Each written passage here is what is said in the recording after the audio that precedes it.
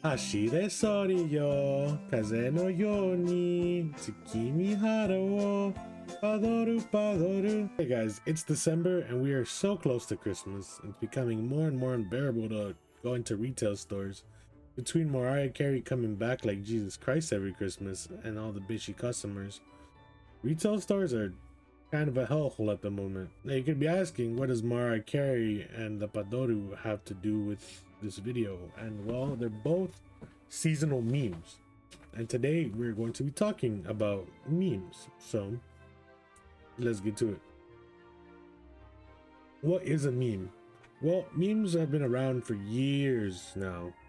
If we count emoticons, they date back even further. The first meme was introduced in 1982 when Scott E. Fulham introduced the sideways smiley face, formed with punctuations in hope of adding emotions to his messages.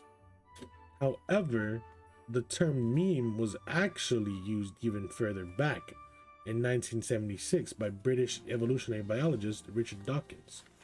Now, in his book, Richard Dawkins talks about how selfish genes are in control of their own reproduction and thus serve their own ends. So we can draw a parallel from the word memes in his book to the word memes today, as in memes carry information from person to person, being able to evolve and mutate at random with or without human interaction. Therefore, memes are like selfish.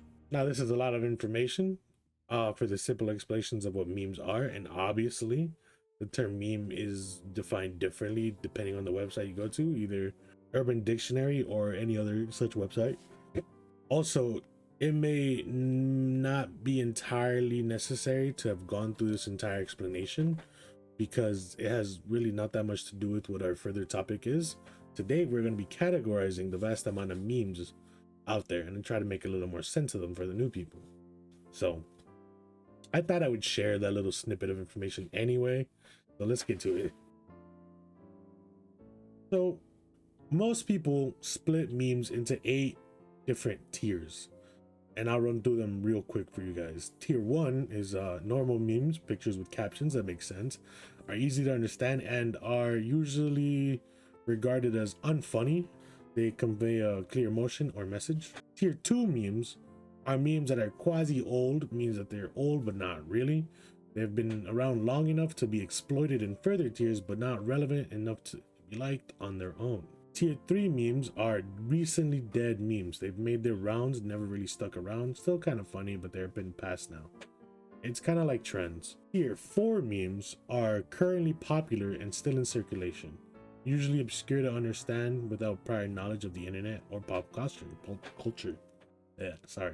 Tier 5 memes are memes that have been in circulation for a while now and have mutated and evolved almost past the point of recognition. Very obscure, hard to understand. Tier 6 memes. Beyond this point are exceptionally obscure. In this tier, you have relatively new formats that are usually multiple mutated memes combined to make new monstrosities. These motherfuckers are like unicorn steaks or League of Legends players with a girlfriend. They're out there. There's just not many of them, you know? Tier 7 memes. In this level, we have high irony memes for the motherfuckers that pass out from standing up too fast. You might want to stick around. Irony is a hard concept to explain, so I'll hold off for that for now. Essentially, they are memes that use questionable topics and deep fried edits. They also make very little sense. This is the level in which I think I enjoy the most. Tier 8 memes are a rare breed as they make below 0 sense, are so mutated that you can't recognize the original image or the intent of the image.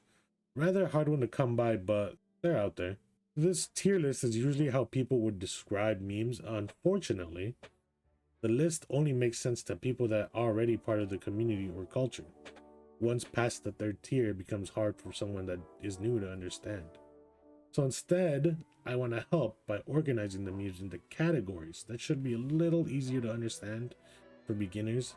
And these categories will be classic memes, modern memes, dank memes, videos, and lastly, the void.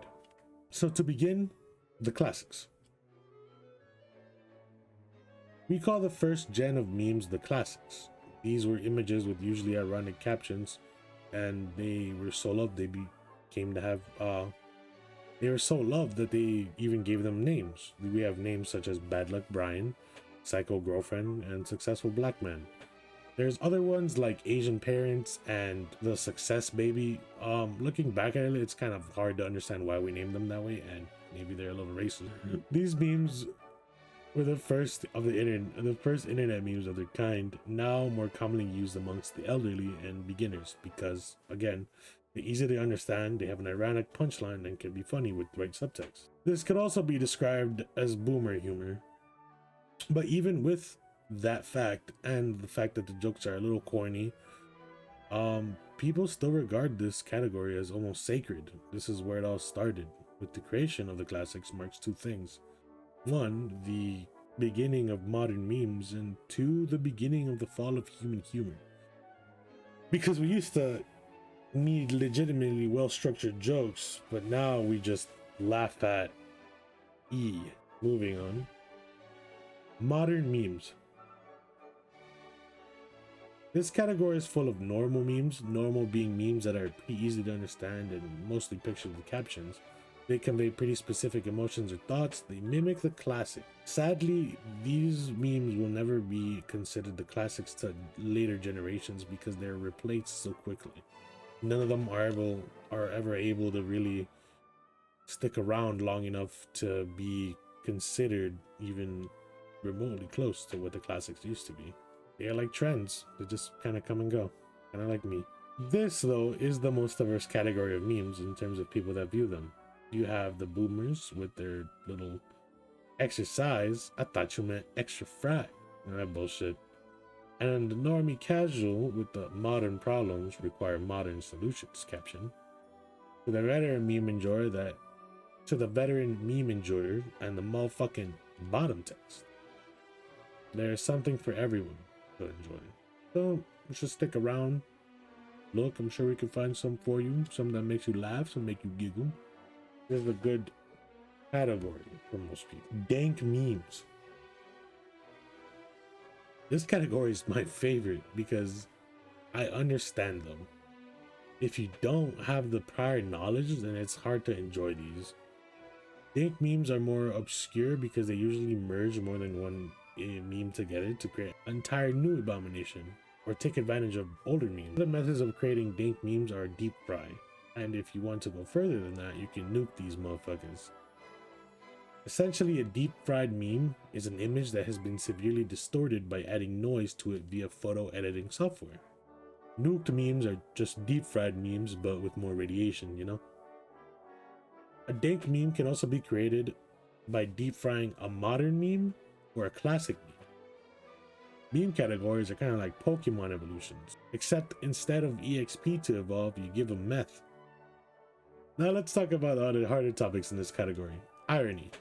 Pretty sure that the official definition of irony is the expression of one's meaning by using language that would normally signify the opposite. However, irony in memes is the same, only different. Ironic memes can be made a few different ways. One such way is taking a serious topic and making light of it. This is essentially having fun at someone else's expense, and they're not really for those that are easily offended. However, ironic memes aren't the same as dark humor. They can be separated because irony has 7 different levels, and I would love to sit here and explain to you all 7 levels of irony, but I can't. However, dark humor is on the lower ledge. Another way of making ironic memes is having them make fun of themselves, making them ironic. They kind of poke fun at the fact that they are poking fun at themselves. That's a little weird and hard thing to say, but I'm sure you understand. There'll be visual cues, right? Videos. How many layers of irony are you on? Like maybe 5 or 6 right now, my dude. You are like a baby. Watch this. Suck. Video memes were once called animemes or animated memes. The old animemes used a format where they would voice over classic memes and make them move slightly. However, modern day video memes are different.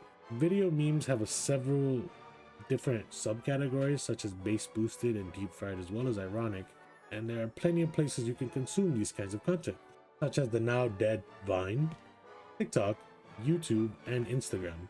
You can consume memes on all social media, but these are kind of specific because they have a mechanic where you can make and view short videos. And that's the new format of meme videos. They take between 6 to 60 seconds. Vine being famous for starting this trend of 6-second clips. And then on the other side of that, you have the now infamous TikTok, which is trying to be a Vine, except it doesn't recognize Taiwan as a country and it steals your data. So I believe most memes are now consumed in video format. And this is a matter of personal opinion, but I think that the transition from mostly image-based memes to video format is actually good. Memes keep on mutating, and it's only right that it would go this way. Then again, this is my personal belief. I would explain all the subcategories, but I think that they can explain themselves. Let's keep going. The motherfucking void. You've ever just been chilling and had a head empty and you stare into nothingness that starts to consume you? Pulls you into a state of almost meditation where you can start to observe yourself from behind you. And you realize what you're staring at, and you try to break free, but you can't. And then somehow, all of a sudden, you snap out of it. You can't really remember what it felt like being in there. That's where the meme is. These memes make zero sense. They make negative sense, actually. They're so mutated, you think these motherfuckers come from Alabama. They are so surreal and usually oversaturated and deep fried with only a few words in the image. It's hard to describe this section because they don't really exist in regular rotation. Only the people that are very deep in this rabbit hole know. The good thing is that you can usually spot a void meme because of how unique they are. You know, they sometimes get out of the rotation. So if you see one, you'll know. But if you don't, I wouldn't go looking. So I left out one big section of meme culture, and that is Reddit. Now, Reddit is a place where you can go and find all of the memes in all of the categories and all of the tiers. But the reason I left it out is because Reddit is its own beast of a semi-social media. Everything exists on Reddit. You have politics, you have anime titties, you have memes. That's just all in one single subreddit. There's hundreds of thousands of subreddits dedicated to very specific things. However, it is known for two things above all else: incels and meme. They don't go hand in hand, by the way. Not always. Reddit is a huge amalgamation of information. So if you ever interested in memes, politics, anime titties, or any niche topic, then hop over to Reddit. I'm sure there's something for you. The conclusion. Congratulations, if you made it this far, you have officially dropped an IQ by at least a double-digit number. But I appreciate you lasting this long anyway. I just have a few things to say before I head out. One is that this video was 100% made in my personal opinion, and I, by any means, this is not the be-all end-all of memes and the categories and all that nonsense. I just wanted to try to categorize memes in a slightly easier to understand fashion. If I achieved my goal is another story, but it was fun, so thank you very much. Obviously, there's several hundreds of subcategories of memes in every category, but these are kind of the basics. Thank you guys so much for watching, and until next time, I love y'all.